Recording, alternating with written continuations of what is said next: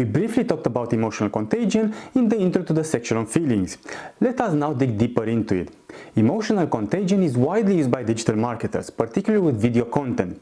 For example, think about the ads run by charities. Quite often, horrific images are shown to get people to empathize, feel the pain of the victims, and take action.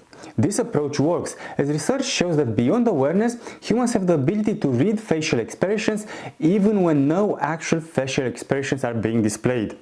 To keep it simple, we often think that we read a person based on facial expressions like anger, happiness, guilt, and other. However, what we don't realize is that unconsciously we also infer these emotions even when people do not specifically display anger, fear, guilt, or happiness on their faces. In addition, as we read other people's emotions, we internalize their feelings and we are more inclined to take the action triggered by those feelings. In brief, if I perceive it to be more excited about a product, it is more likely that I will also feel excited about it. And of course, I will feel more positive about it too. So, what does science tell us about this? Well, to begin with, neuroscientists know that without being aware, humans are mimicking the emotions displayed by other people.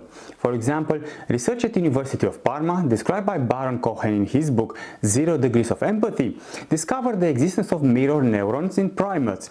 In his experiments, Giacomo Rizzolatti placed electrodes in the parts of primate brains associated with empathy and monitored the nerve cells that fired both when the animals performed an action, but also when they were actually just observing other animals performing the same action. Basically, Rizzolatti was observing animals that were performing an action and when they were watching another animal performing the action. Rizzolatti's findings led to other studies that confirmed the existence of mirror neurons in humans as well. For example, neurologist Tanya Singer and her colleagues monitored people using fMRI technology and found that as people receive painful stimulus on their hands, an area of the brain associated with empathy, which is called the MCC, also got activated. In brief, when you get electrocuted, the MCC gets activated, as expected. However, the really interesting finding was that the same area of the brain also became activated when participants observed their partners receiving the stimulus. Another study carried out by neuroscientist Jen DeCity and his colleagues noticed that simply watching someone else's hand being caught in a door, the MCC gets activated.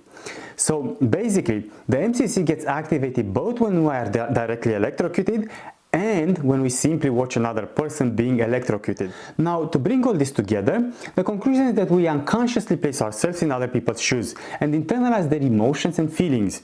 In fact, psychologist Baron Cohen concludes that we don't just simply imagine the other person's pain, we somehow feel other people's sensations too, as if they were our own. But wait, there is more.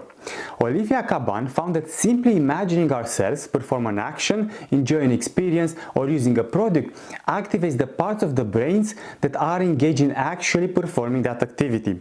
For example, imagining yourself playing the piano combined with real practice will most likely lead to an actual improvement in your performance as compared to when you only practice. To conclude, the important idea for you to understand as a marketer is that our ability to empathize is quite often a liability rather than an asset, and leaves us prey to sales funnels that both trigger and cash in on our emotions.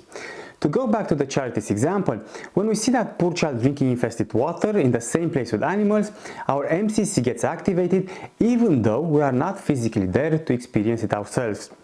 As the MCC gets activated, we empathize and somehow feel what that child feels, though not quite. This is the exact moment when we become vulnerable and more prone to donate.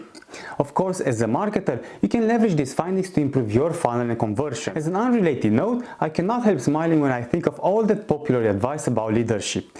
You see leadership gurus teaching us that the more you, the leader, develops your ability to empathize, the more effective you become. And yet, stop for a second and look around your workplace.